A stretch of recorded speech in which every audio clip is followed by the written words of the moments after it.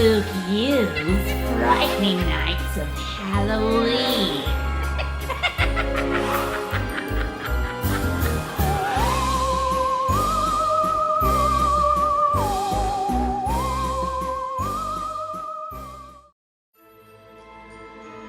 Hello, my dear Franken friends, and welcome to Spookyou, your one-stop shop for all things ghastly and ghoulish. I'm your host, Barnabas Vixen, and it's night 2 of our Frightening Nights of Halloween series. Sorry, dear listeners, it's just that these early afternoons kill me. I mean, I don't typically get up until at least 4 or 5 o'clock, and this 1 o'clock stuff is just ridiculous. A monster like me needs his booty rest, you know? Who wrote this? Was it Carl in accounting again? He's ruining this show, you know. I told you already that he's banned from the script writing crypt. Tonight we have 3 narrators for you to feast your ears upon.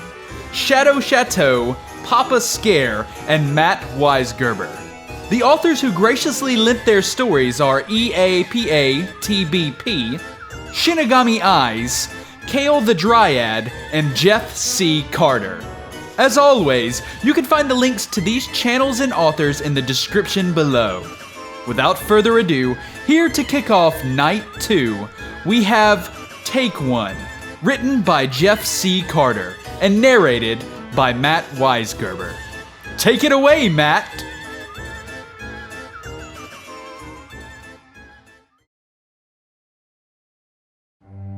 Take 1. Excerpt from We Bleed Orange and Black, 31 Fun-Sized Tales for Halloween. Written by Jeff C. Carter. Narrated by Matt Weisgerber. A scrap of parchment fluttered on an iron nail in the October chill. 2 words had been scrawled in jittery ink. Take 1. Forget you losers! I'm going! Bentley broke from the knot of costumed children. He had berated and bullied them into journeying up the long dirt road, but they would go no further. They huddled in the light of a jack-o'-lantern's grin, too scared to climb the steps of the old witch house. Its windows were clouded with dirt and curtained with cobwebs. Tar-black scales flaked from its rotting roof. The weather-beaten walls bulged and leaned, defying gravity and time like an ancient stone cairn. Still, Bentley knew it wasn't a real witch house. It was just old, and old people lived in old houses. Grandmothers and widowers too tired and frail to open the door for every brat in the neighborhood.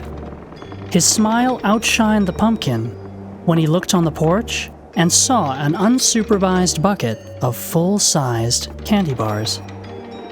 He climbed the first step. The plank creaked beneath his feet. The next plank creaked louder. He tested the final step, watching it bow beneath his weight. The bowl of candy waited, brimming with chocolate delights. The parchment waved, beckoning him closer. He crossed the wooden porch. The echoes of his steps told tales of dark spaces. He ignored them and strode towards his prize. As the note instructed, he took one. It felt solid in his hand, a feast of chocolate, caramel, and nougat. It landed in his sack with a satisfying thump. He leered at the kids below. "I wouldn't do that," cautioned the princess. Bentley snorted and picked up the entire bowl. "Yeah, come on," whined the superhero. "Leave it and let's go." "You're just jealous," Bentley sneered. "Jealous little chickens. I'm not gonna share with any of you." He dumped the entire bowl into his bag. It was completely stuffed, the best haul he'd had in his entire life. He'd be chowing on chocolate for months, while those losers dug in their bags for loose Smarties and sucked on wax lips. The porch collapsed, swallowing him whole. The kids scattered, shrieking all the way down the hill. The worm-eaten boards knitted themselves back together. The bowl gurgled full with fresh candy bars. The parchment curled like a crooked finger, calling the greedy children. We Bleed Orange and Black 31 Fun-Sized Tales for Halloween is available in print, Kindle ebook, and audiobook, available on audible.com and the iTunes Store. Visit jeffccarter.com for more info.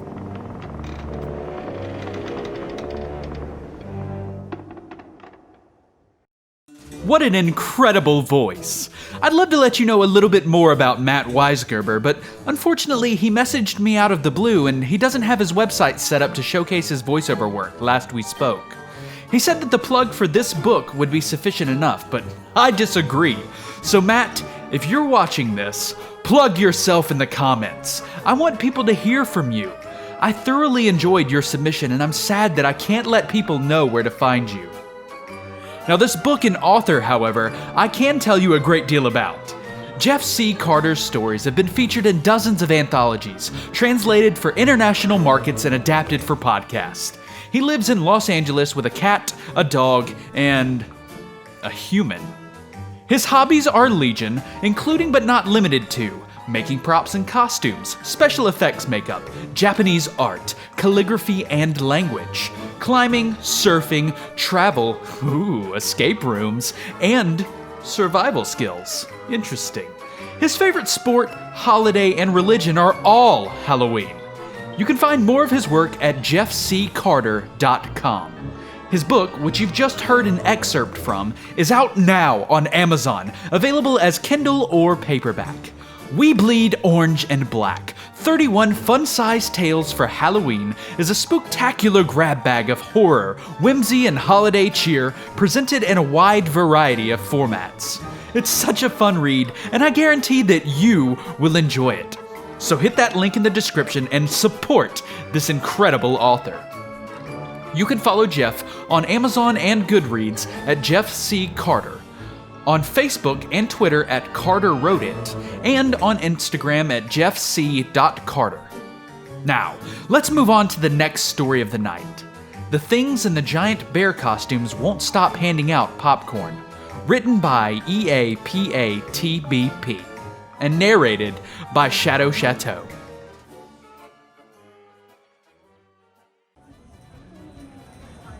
I fucking hate the carnival. The obnoxious music that's trying way too hard to sound happy. The hundreds of colorful, blinding lights. The mix of popcorn, sweets, peanut butter, and sticky, sweaty children. I hate all of it. Of course, because I hate the carnival, it makes perfect sense that I live in Point Pine, where everyone else adores it so much that there's always a carnival in town. It's like the universe wants to torture me. I'm usually able to tolerate it.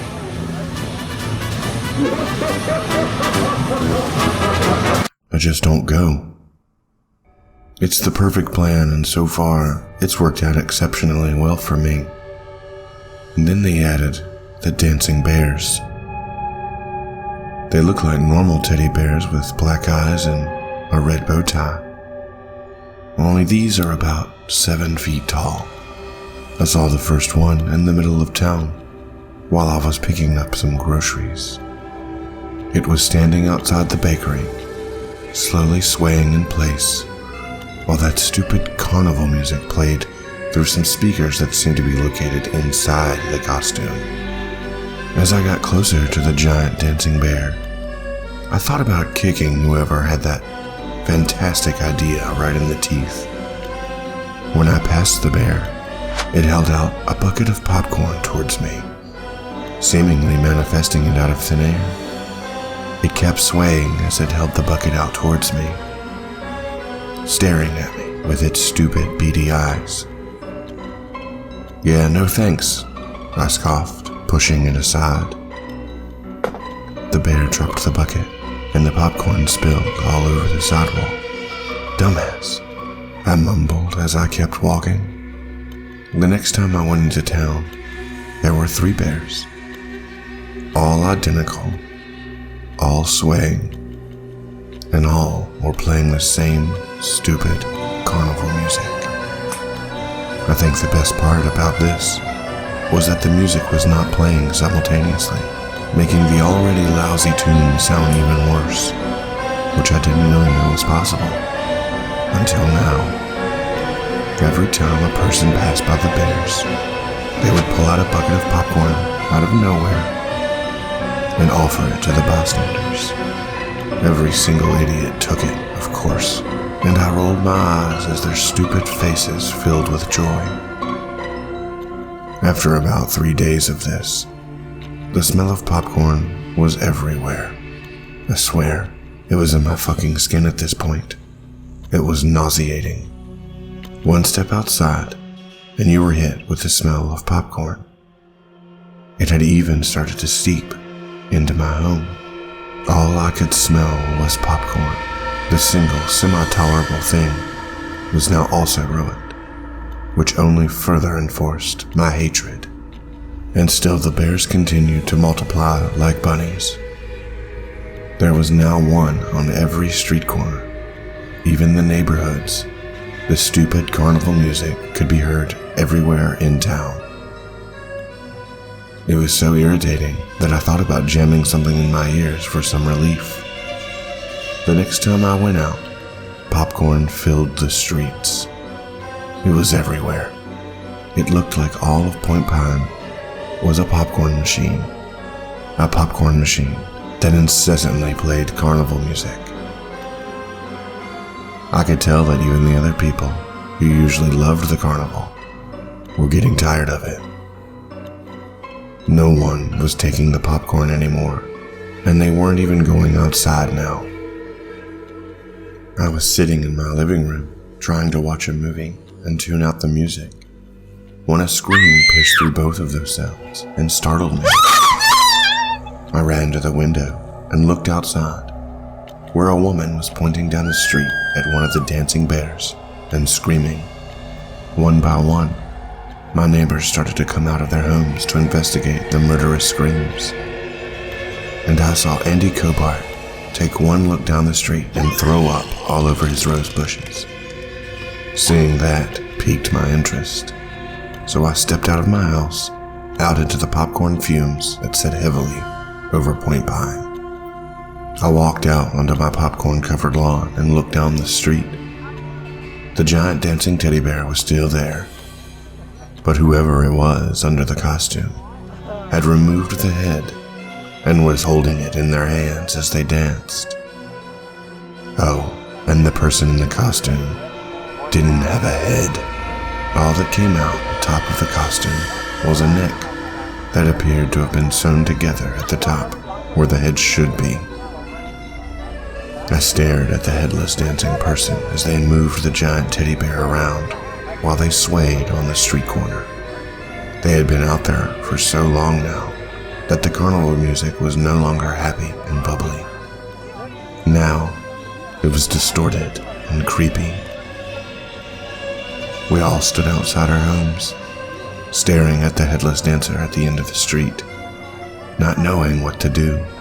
When weird things happen in Point Pine, we're usually warned about them in advance. And on the off chance that we aren't warned, someone, or multiple someones, die. A scream erupted from the next street, signaling that the dancing bear had removed its head. Andy's husband, Marlon, walked down the street towards the bear, his feet crunching down on all the popcorn. I watched as he went up to the bear, and a bucket of popcorn appeared in midair and fell onto Marlon's head. I stifled a laugh as he threw the bucket aside. Marlon reached over and took the bear head away from the dancer, turning it over to examine it. He shook it a few times, and I expected a head to fall out and roll onto the popcorn, but it appeared to be empty. Suddenly, the dancing bear reached out and grabbed Marwan's arm with one of its teddy bear arms. Marwan backed up, trying to get away, but wasn't able to. "What the fuck, man?" he shouted as he tried to shake the teddy bear off. Andy ran down the street and attempted to pry the bear away from Marwan. "Why is this thing so fucking strong? It's a teddy bear. he wailed in tears. I rolled my eyes and ran over, taking out the small pocket knife I carried in my pockets and cutting the teddy bear arm. The knife tore through the fabric, cutting off 6 inches of the arm. It sliced right through. The arm was empty. What the Marwin grabbed the now limp piece of fabric and looked inside of it. They don't have any arms? He was right.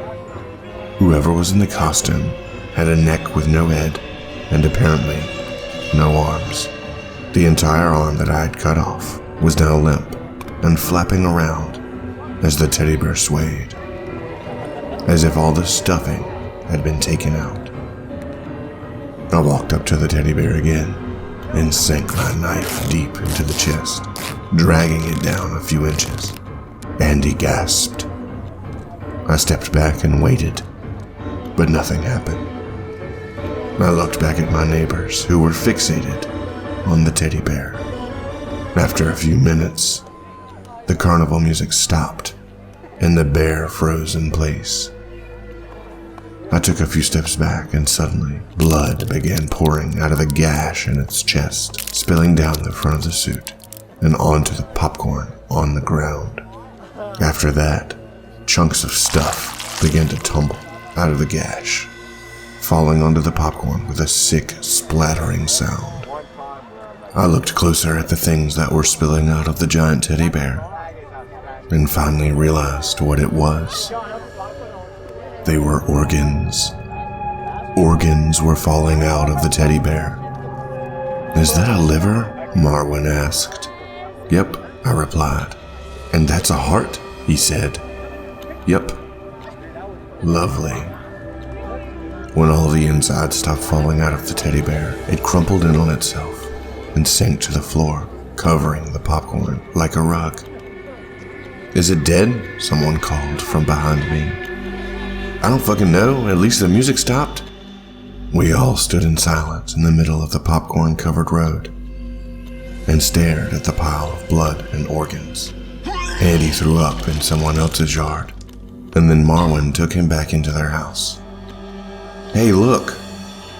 I looked up to see that the dancing bear on the street corner across from ours had also fallen over. Everyone in that neighborhood simply stared at the empty bear costume. "The music is stopping." I listened as the music that had been coming from the bears got quieter and quieter. It seemed that killing one of them would kill them all. I breathed a sigh of relief and immediately regretted it as my nose filled with the smell of blood and popcorn. I coughed and gagged, but controlled myself before I started throwing up on other people's property, like Andy.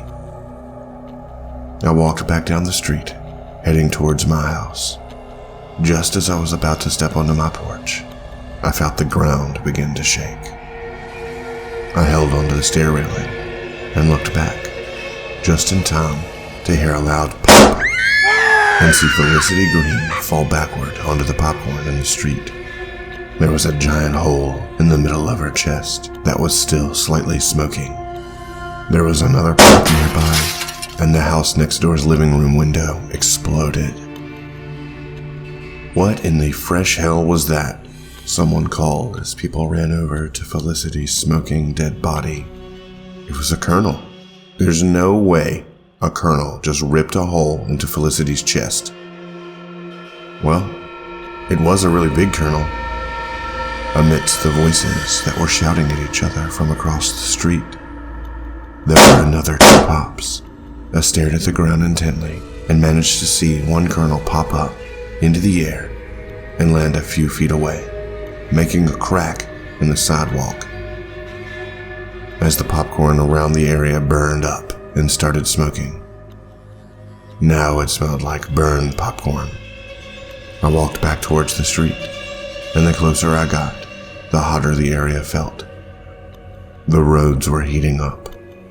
Point Pine was now an actual popcorn machine. I backed up and headed towards the house as the popping started to increase, sending flaming hot kernels everywhere. I ran inside and locked my door, heading to my living room window and pulling the curtains back to look outside. Everyone was now in their homes, and all that was left in the street was burned popcorn and Felicity's body, which was still smoking and now appeared to be cooking from the heat that was coming from the road. I glanced down the street, where the loose organs were now beginning to move closer to each other, forming a body as each organ took its place. A new costume began to form around the organs, this time taking the shape of a circus clown instead of a teddy bear. It was wearing bright yellow clown shoes, a white and red striped outfit with blue suspenders and a rainbow wig. The clown's face was painted white, with pink circles on its cheeks and a black diamond that surrounded each eye. The carnival music started up again, and the clown jumped up and down on the road, yelling hot, hot, hot, every time its feet landed on the hot street. After a few minutes, it caught me staring and waved at me as its head did a 360. He skipped towards my house, stopped in front of the sidewalk, and I stared as a bucket of popcorn appeared out of nowhere, and he held it out towards me. When I didn't move, the clown dropped the bucket on my lawn and turned around and made his way across the street, jumping and clicking his heels together after every step while he shouted, hot, hot, hot, in a loud, cheery voice. He kept jumping and clicking his heels, and he made his way towards Felicity. Hot, hot, hot, jump, click. Hot, hot, hot, jump, click. Finally, he reached Felicity's body and leaned down, tearing off her entire arm with ease, and then taking a huge bite from the middle of it, bone and all. He stared at me while he ate the arm, and the carnival music slowly grew louder and louder as all the dead bears transformed into a clown. I fucking hate the carnival.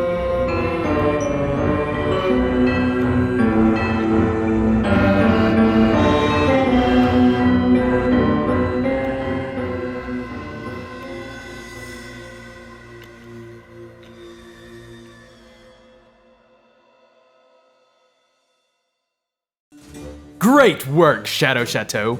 And while you're here, let me take a second to tell you about this channel. This all coming from the mouth of the creator himself. Welcome all of you wretched nightmares. Let's slip into the shadows. Join me, your host, Chateau, for tales, stories, and other horrifying and dreadful content. Feel free to send me your myths and fables to be narrated. I'll see you soon in the Chateau. Now, as of recording this, Chateau has 11 incredible videos uploaded, and he's got a great style when it comes to both his narrating and the editing of his videos. Now be sure to subscribe to Chateau for dark and unsettling tales. And now the mastermind behind this horrifying tale, EaPatbp. A heavy hitter in the no-sleep community. I'm sure that you've no doubt come across at least one of her stories at one time or another while browsing the subreddit. Now, if you enjoyed this story, you can find even more stories taking place in Point Pine by following the link in the description to her Point Pine Stories megathread. If you'd like to support this author by more than simply following along with their Reddit, you'll find an Amazon link in the description to their most recent publication, The Discarded, a series that she penned with 24 other authors.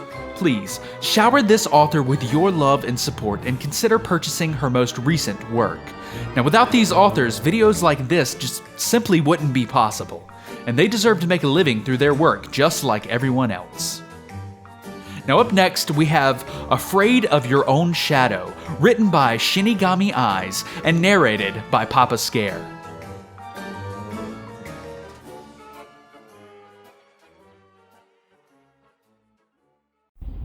When we are young, we're all afraid of the dark.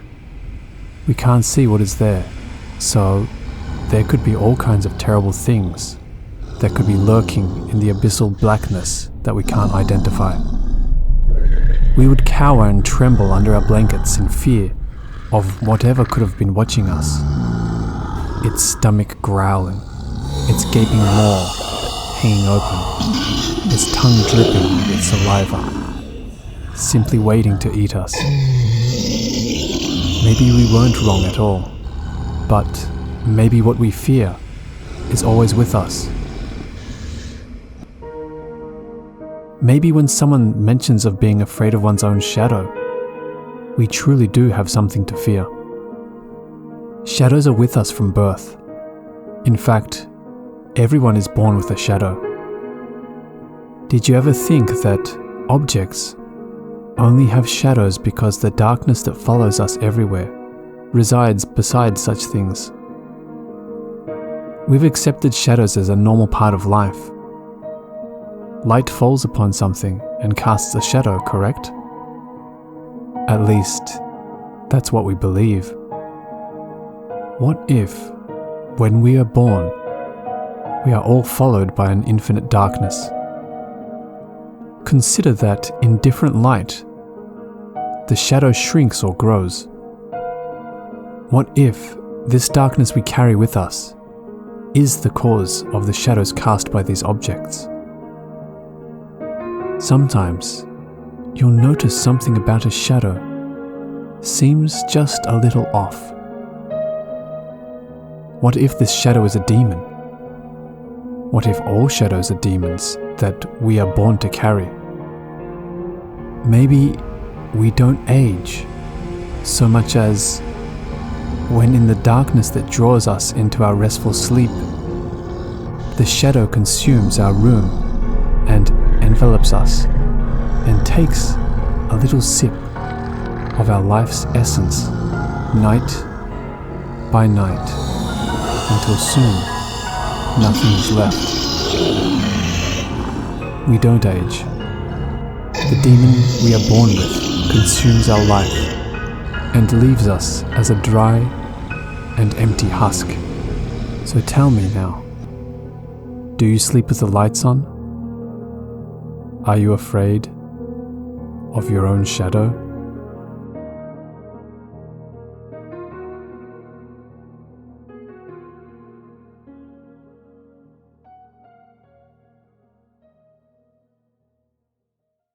Now let's take a moment to learn about Papa Scare's channel.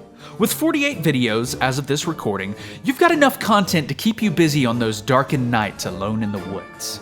You can find 2 new true story videos a week, one at the beginning and one at the end of the week, typically Monday and Friday, while he saves the fictional stories for that extra cherry on the top when he's found some free time.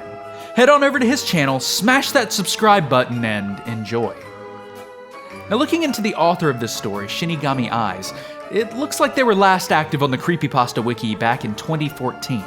If you liked this story, please be sure to head on over to their page, as they're boasting to have been responsible for more than 40 pieces of original content on the site. So, if you're an avid reader and looking for your next horror binge, you know what to do. Link is in the description. Alas, we've reached the final story of our show tonight. The Boogeyman, written by KailTheDryad, narrated by our vivacious voiceover virtuoso. Now, while I'd love to drag this out to spend more time with you all, I know that you're itching to tear into another story. So take it away. My mother always told me not to stay up late as a kid, or else the Boogeyman would get me. At first I was scared, but as I got older, I began to believe it less and less. Shortly after I turned 12, I decided to break the rule and stay up until midnight, reading to pass the time and keep myself awake. I kept a close eye on the clock, watching as the 2 hands met and the midnight hour began. That was when I heard it. A raspy voice whispering my name. And a creak, followed by a soft thud as something fell out of my closet, and a terrible shuffling sound as the Boogeyman began crawling across the floor towards my bed. I turned on the light, and what I saw filled me with such tremendous fear that I couldn't even scream. For a second or two, I couldn't even breathe.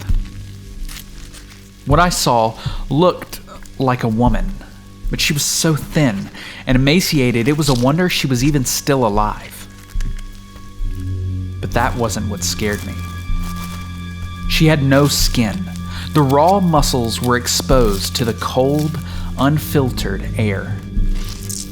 Her whole body was twisted, as if her muscles were too sore to properly function. And her face was twisted in fear, like she was about to either scream or cry.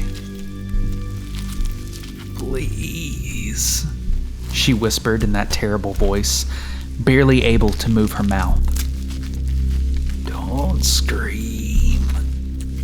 You can't let the boogeyman know I'm here." I was so sick with fear, I almost passed out, but I forced myself to whisper in response. "But aren't you the boogeyman?" "No, little one. I'm your mother. That thing upstairs has been wearing my skin." At that moment, we heard a door slowly creak open, and heavy footsteps began plodding down the stairs.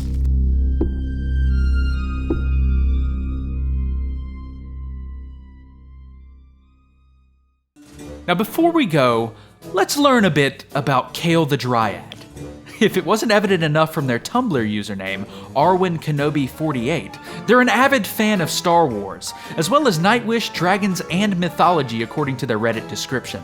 They revealed to me, after requesting permission to narrate this story, that this is actually their first time penning a story like this, and that they're planning on writing another short story within the next month or so. So make sure you head on over to their Reddit profile, follow them, and keep an eye out for their next grisly tale.